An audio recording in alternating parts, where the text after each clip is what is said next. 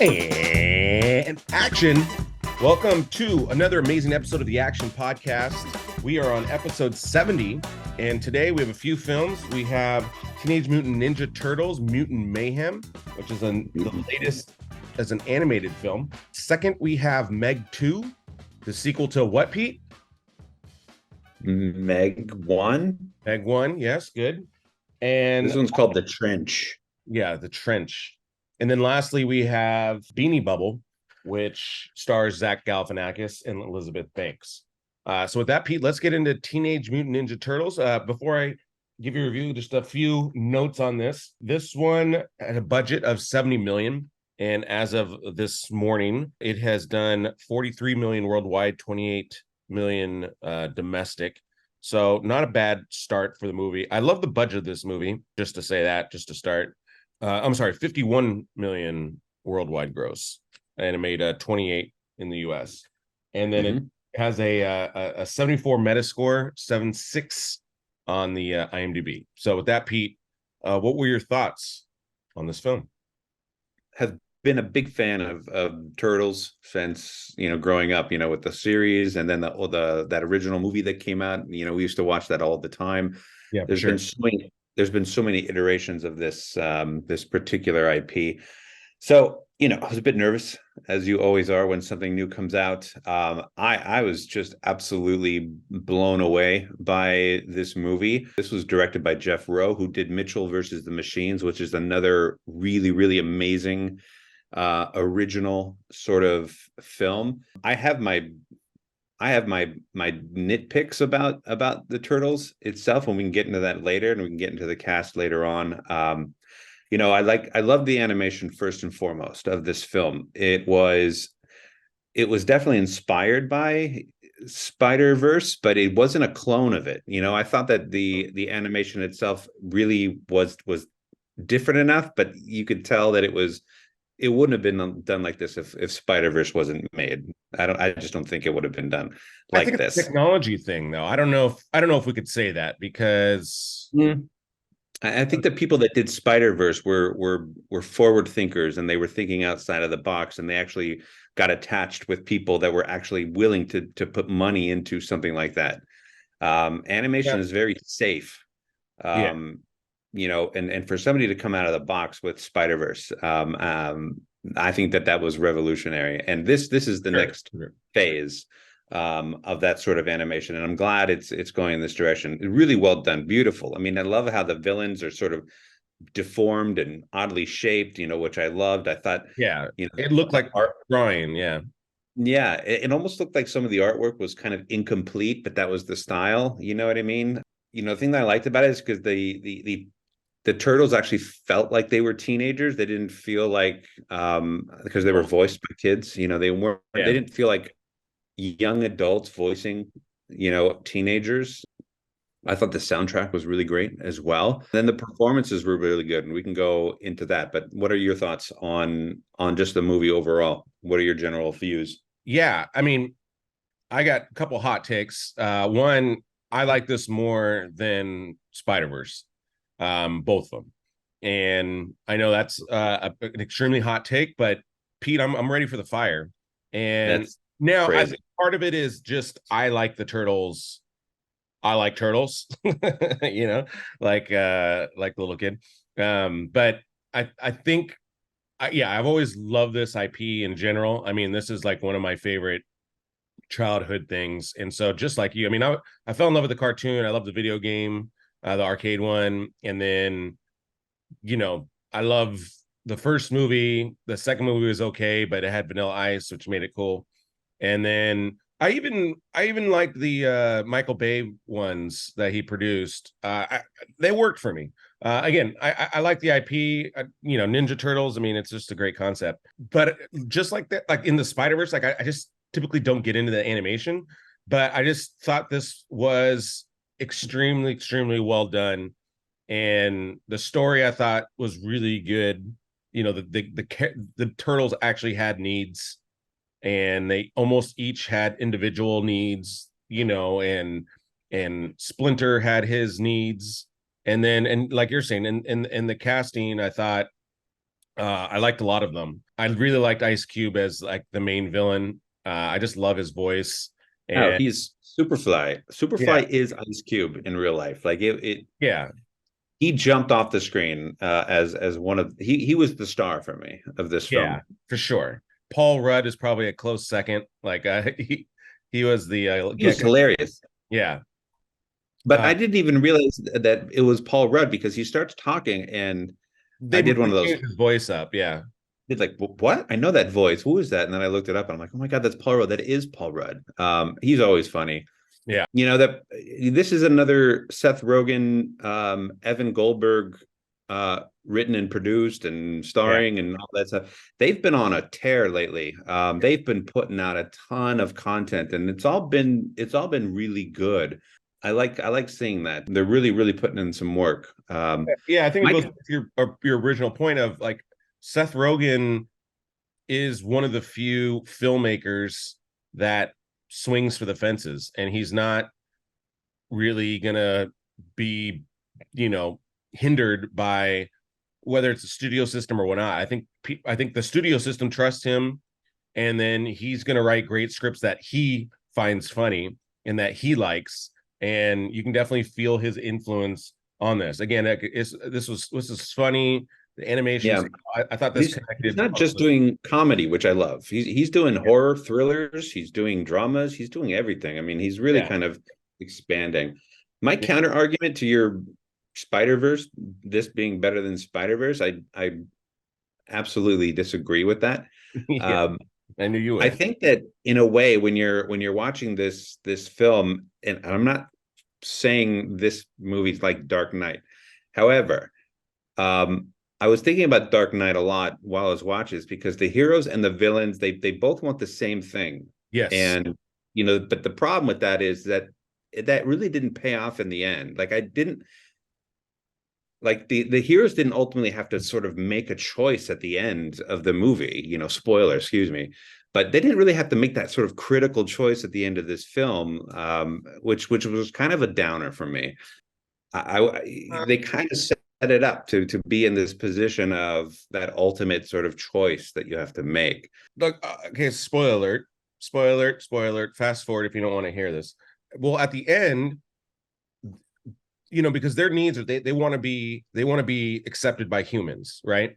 And that's like their major need.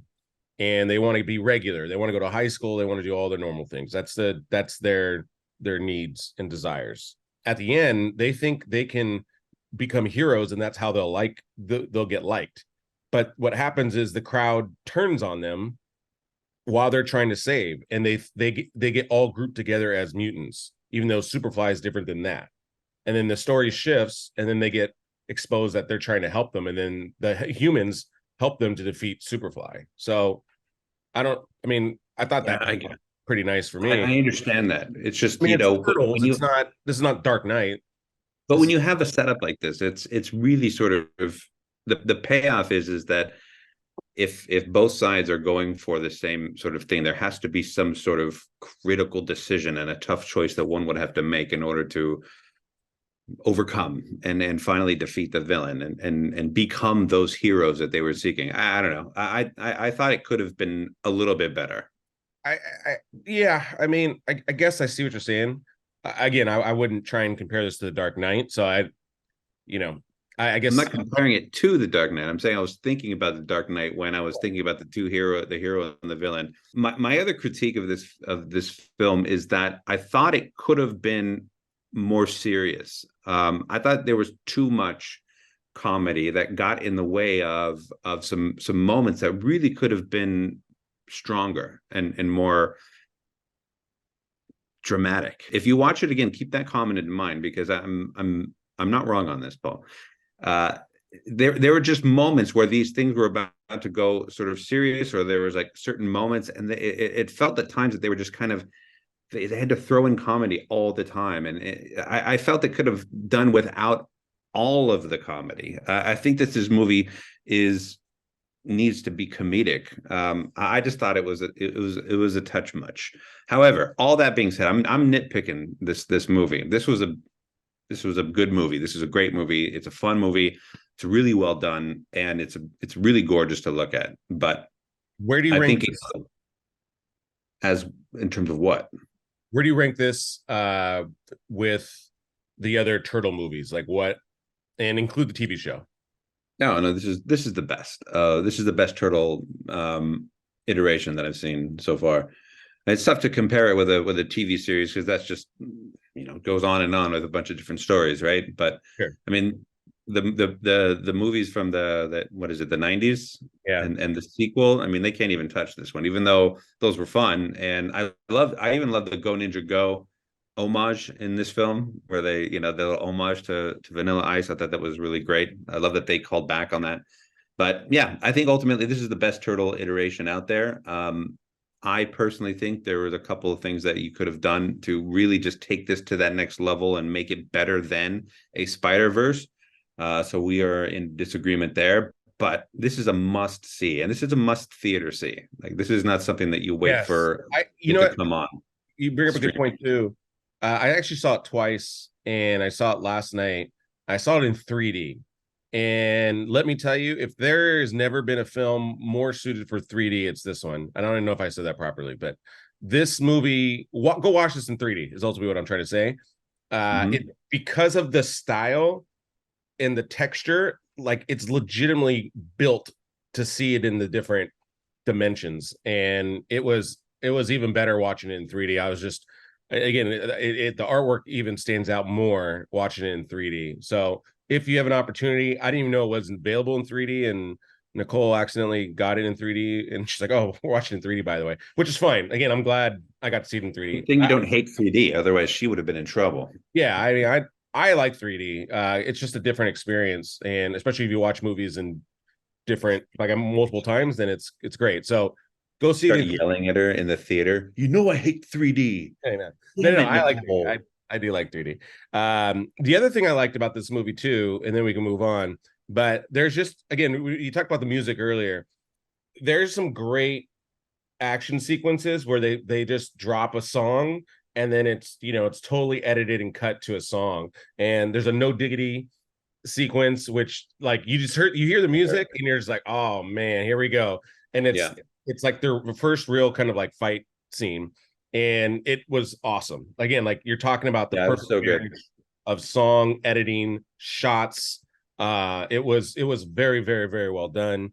There's another one that had Wu-Tang Clan, kind of the same thing. Like, again, just really great filmmaking in general, because it's when you can marry a great popular song with your filmmaking skill set and match the story, like, it's magic. And I thought this is what I like better than the Spider-Verse. There's not a scene in Spider-Verse where I got the chills. This one gave me the chills And because you weren't watching the movie. huh? Then you weren't watching the movie. I mean, there's so many great scenes in the original The music Spider-Verse. wasn't as good. The music wasn't as good as in the Spider-Verse as this one. I disagree. I think Yeah, the I think music in Spider-Verse was absolutely appropriate, and it got you pumped. no, it was, but it wasn't as good as this one, is what I'm saying. Again, it's opinions. I just thought they didn't have no diggity, no doubt. Well, can't argue with that. Wu-Tang You know, Clan, the Wu-Tang other Clan. cool thing about this, besides the four kids that play the turtles, they did a really, really great job voice wise, and they're all fairly unknown. They've all been in like series or things like that, but they're all really, really talented. Yeah. I love that they used Jackie Chan. Oh His yes, Jackie Chan was great. in his like in his fight sequences, they use actual Jackie Chan moves. That's for Splinter, which I thought was a beautiful little touch. Yeah. They do that in throughout this movie, and if you know the Turtles, the history of it, and all the IP combined, you notice these little sort of things that they put, which is really smart. But Splinter doing Jackie Chan moves is that's just next level Yeah. smart. And I don't know the comics, because obviously this is based off a comic, and I don't know, but I loved Splinter's like story, this one versus like all the other iterations as well. I Yeah. like that touch of him hating humans, and I don't know. Again, I think it just added another layer that has never been present before. Like before, Splinter was just kind of a nag, but here I felt he had like legitimate, like a deeper character Although I did kind of like the old one where he was, the sensei or the rat of the sensei or whatever. I did kind of like that too, but that is not in this one. But it Yeah. was just, I guess I don't know why they didn't do that. Like I don't know. That's actually, now that I think about it, I kind of still wish he was the rat of a sensei. Like that was See, kind that's why it's not better than Spider-Verse. of in the Spider-Verse. I didn't like the villain though. The second one. No, you're crazy. I like the first one better than the second one though. This one's Sure. this one's way better than the second one. The second one is again, I thought the villain was weak. I didn't I care. don't know I didn't about care for way the villain. better. He wasn't Superfly, Ice Cube. Again, you can't top Superfly, but that's just crazy. All right, All right, definitely go see it. This is a must see. That's the point. next movie we have is Meg 2, starring Jason Statham. Oh, Meg 2, The Trench. Sorry, let's get The Trench. official here. I don't want to leave that out. Mm. This is, of course, the sequel to The Meg. And so to preface this, I'll start on this one. The first Yeah. Meg, typically movies like this, man, like I think I saw it just because I already had the AMC pass, so I was like, let me just go see it. And the first one was way more entertaining than I expected it to be. I had like really low expectations for the first one. It just looked like a terrible premise. Ridiculous. Yeah, just ridiculous, and it's just not my typical type of film. But I actually found it surprisingly, what's the word? Fine. Fine. Yeah. It was fine.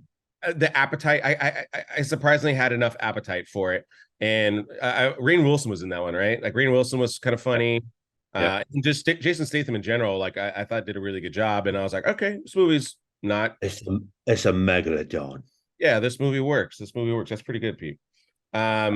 So this one, again, kind of, I had a little bit better expectation to go see this one, and this is not a perfect film by any stretch of the imagination. I can nitpick this one a lot more than Teenage Mutant Ninja Turtles. But here's a couple things that I did like about this movie. One, I did really like this deeper like ocean exploration aspect to it. That was kind of a cool element. We don't get a ton of movies that do that kind of stuff. And so I kind of enjoyed, there's a moment where I almost got lost into like a different movie. I'm almost thought I was watching like The Abyss for a quick moment. It's like, oh crap, we're going undersea, like deep, deep, deep. And okay, let me finish. It's not The Abyss. So again, just be very clear on that. I said a moment. There was like a 5-minute moment where I'm like, oh, okay, this is a little different than direction than I thought it was going to go. And the action's kind of cool. There's some okay scenes in it, but I think where the movie just kind of tails off, the villain I thought was just weak. The Terrible. kind of the twist, it just didn't make any sense. On like, there's too much at stake for these people to just risk all this. Like, I mean, they're way under the sea, risking their lives, and it's just like, who would do that? Like that. You could not make enough money to do all that. It just seemed very kind of shallow with the thing. But and then there's a couple, the mercenaries were some of the worst mercenaries I've ever seen in my life. Like their fighting skills were poor. Like, can you guys hire some soldiers to they look like they never held a gun before. It was again just little nitpicky things, like just come on guys, like hire the right people to do this job. But again, like when it got back kind of to its thing with Jason Statham riding on a thing, it got a little bit more entertaining. But yeah, I mean, again, this movie's not going to be for everybody. I have a very tepid recommendation. If you have the AMC pass, I think you can enjoy the night. Up to 3 movies a week. Yeah. You can watch some Sharky. I got to be honest, like this movie, I think the problem with this movie is the fact that it was the first 60% of the movie was this completely different movie that had nothing to do. You only had bits and pieces of like these giant sharks that are these megalodons that are, the movie's called Meg, right? It's called Meg 2. It really did feel like they had like 5 or 6 different movie ideas, and they're like, let's just combine them. You know what I mean? Let's just kind of put them together and make a movie, because by the time you actually get to the Megs and the sharks and all of that, then you have another large creature. I won't spoil it for anybody. You have another large creature that comes out of the trench. Then it turns into like Jurassic World, but an awful version of it for like the last 20 minutes of the movie, and it was really just poorly done. Especially the main bad girl. She should have like tried to get away in a helicopter and been eaten by a shark. That would have been a better death for her than to be killed by a bunch of those little creatures that nobody cares about, Spoiler, like Jurassic Park. Spoiler. I'm not spoiling it. There's nothing to spoil in this movie. Let's just okay. Here's the movie. Jason Statham, and there's a bunch of new big giant sharks, and he doesn't die at the end. That's the movie. Like that's literally the movie. Yeah. I had no expectation for this movie because the first one was, I mean, it was fine. You know what I mean? But this was weighing. I put too much stake in CG and the idea of a big giant shark, and let's add 5 now in this movie, and as well as another giant creature. It's just wow, the amount of money they spent on this film. Because there was like a couple scenes where the composition really wasn't that good, where you can tell that the person really wasn't in that environment. You know what I mean? And it just threw me off. And for that budget, I feel like you can composite something a little bit cleaner. You know what I mean? There were some intense moments, and there's like moments where you're like, oh my gosh, but yeah. Overall, it's go and see it if you love these kind of movies. Yeah, I think that's it. Like, don't go out of your way. But if this is your cup of tea, I think it'll be okay. I don't think anybody's walking out of this loving this film, but I think it's, again, I do think they spent way too much money. It just goes to, again, like the rule of filmmaking, like just because you have more money doesn't mean you should just spend it. Like spend it the right way, like make things. There's a couple great practical scenes that I kind of enjoyed, like Jason Statham was on Sea-Doo as opposed to like, they had like the camera actually on him and he was doing it like it's almost like a GoPro. Yeah, like I enjoyed that. I like seeing more stuff like that where it's like, again, especially when this movie, some of the other stuff is a lot of CGI. It's like it's great to see some non-CGI stuff. Yeah. I would just like to see a movie like this, where you go into it with expectations that there's going to be some real ridiculous moments. I wish that somebody would make a movie like this where you think it's going to be ridiculous and they don't do something ridiculous. Like they actually make it legit, right? Like, I don't know. There's like moments in these movies. It's so silly. Well, we talked about The Abyss before this, right? And yes, obviously that's James Cameron, and James Cameron's not directing this, but at the same time, they're very similar concepts.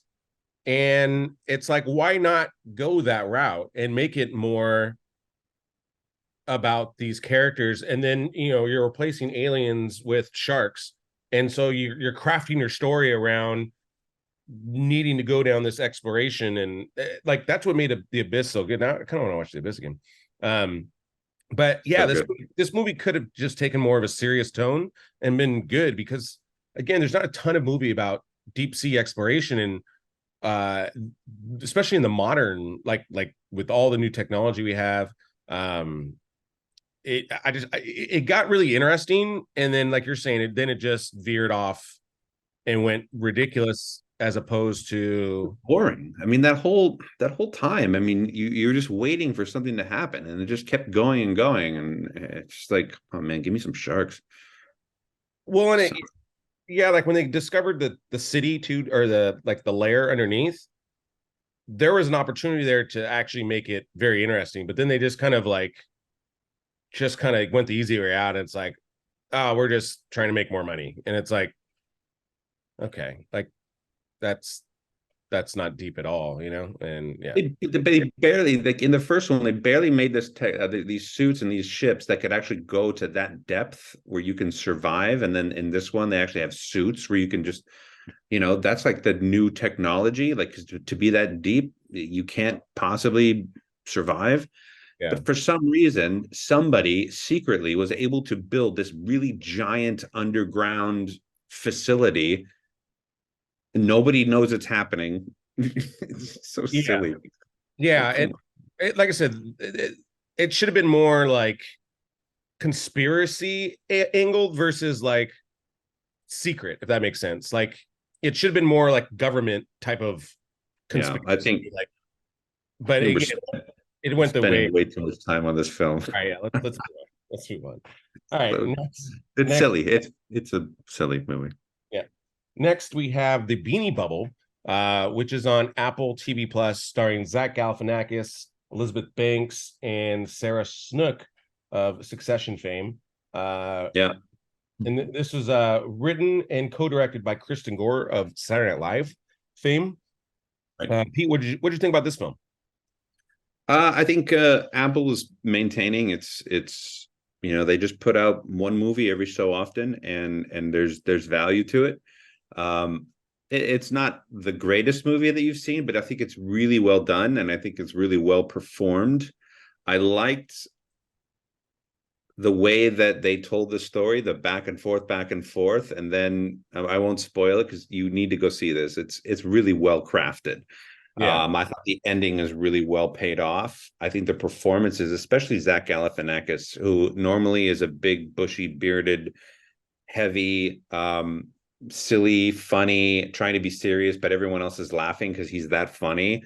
I think this was a different direction for him, and I thought that he really, really excelled. His character is silly, but really outgoing, but also a real asshole. And if this movie is actually for real, like the story, if it's true to form, I know it's based on a true story, but if this is really how this guy is in real life, like what an ass. yeah. I'm really glad that he was convicted and served prison time because he kind of deserved it.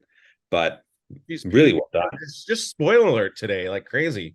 Well, okay, it's a biopic, right? I mean, sure, but use a little more discretion. Okay, spoiler. Yeah, so well done. It's really well done. Yeah, so I agree with you. If you're into these kind of throwback business movies, so like my comp for this was Blackberry. I think Blackberry is better than this film. It's just better crafted. But I agree with you. I think this is also a well-crafted film. I did get slightly confused on a lot of the time changing, and yeah, I mean, again, I'm not gonna lie. Like again, when it's streaming, I'm not 100% locked in all the time, and so I did get lost in it. And when the ending happened, I'm like, wait, what's okay. So I got a little confused on the timing, but I think I figured it out. But I'd probably need to watch it again. just the back and forth between both relationships between Elizabeth Banks and Sarah Snook, they really do happen very quickly. Yeah. So if you do turn your head for 5 minutes because you get distracted at home, then you might miss a piece of information. So it's worth your while to pay attention during this film. For sure, for sure. But I agree. Worth it. It's really well. Zach Galifianakis really, really turned in a very powerful performance, and I think this is Oscar worthy nominated performance. You hate him, and he's a lovable guy. Yeah, and his characters that he plays are lovable, even though they don't even realize it's him. Like half the movie, I keep forgetting it's him, and I just think it's this character because again, he's so used to the beard, really well done. His mannerisms, like again, he's never even come close to acting this great, only because his character is so like again, like if you think Hangover, obviously it's a great acting performance because he's so funny and the way his delivery is. I mean, but this is better than that just because to the simple fact of you just don't know it's him. Even though you know it's him. He often plays like the butt of a joke, right? Like in those movies, that trilogy, and then the one with Due Date with Robert Downey Jr. Like he's always like so funny and goofy, but you could tell that the other characters in the film are they kind of laugh at him and make fun of him in a way because he's just that kind of goofy. This one's different. This is just really, really a different performance for him, and it's well done. Yeah. But yeah, like I said, if you like these business type of movies, I love always hearing the stories of these companies and their rise and their fall, and especially because I don't really, I was never into the Beanie Babies. I remember the time, but I don't really like, and I don't remember it like crashing so much, which is crazy. But yeah, just a pretty fascinating tale overall, and definitely worth a watch. So Apple Definitely. TV Plus, check it out. And so upcoming, Before we move on to what's coming up, there is a very small indie film called The Passenger that I saw as well, directed by Carter Smith, and we won't go into it, but it stars this guy named Kyle Gallner, and if you look him up, you've seen him before. And this movie is really well done. It's not the greatest indie film, but I wanted to give it some love because I saw it and I was impressed by it, and I was intrigued throughout the whole thing, and I felt anxious through the whole thing. And Kyle Gallner's performance in it is actually really, really good. He's a really awful person in this movie. The Passenger. Where can we watch this? You could see it in, it's probably limited theaters. I mean, it's small. It's a small indie film. So, I mean, I know like in LA, there's several movie theaters where they show only independent films that you can go and see this film. But look for it. If you can find it, great. I'm sure you can find it at some point on Amazon in the next week or so. Yeah, for sure. Awesome. And with that, next week we have The Last Voyage of the Demeter, which is kind of a horror-ish type of movie. Bram Stoker's Dracula, which I loved. I think that's one of the more underrated films that was made with Keanu Reeves and Gary Oldman and Winona Ryder. This is that little moment where they talk about how the original Dracula got there via ship. This is based on that one little snippet of that film, of the story. So they decided to make a movie out of it, which I can't wait. That sounds cool. Yeah. And then yeah, great idea. There's another film we're hoping to check out as well called Jules, which stars Ben Kingsley. And it's always good. That's a comedy, by the way. So interesting to see Ben Kingsley in a comedy. And then Gran Turismo, we're going to try and get to that, guys. It is limited release. It ultimately comes out nationwide at the end of August 25th. Yeah, I think it's the 25th.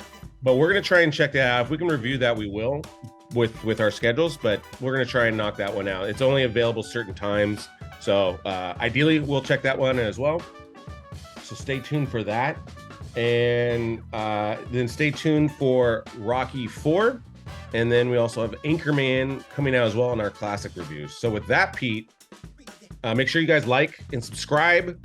We're growing. Please continue to support us. Comment below. I'd love to hear your opinions. We'll respond back. Send us, mark your favorite turtle film, all that good stuff. So with that, Pete, that is a cut. Thanks, guys.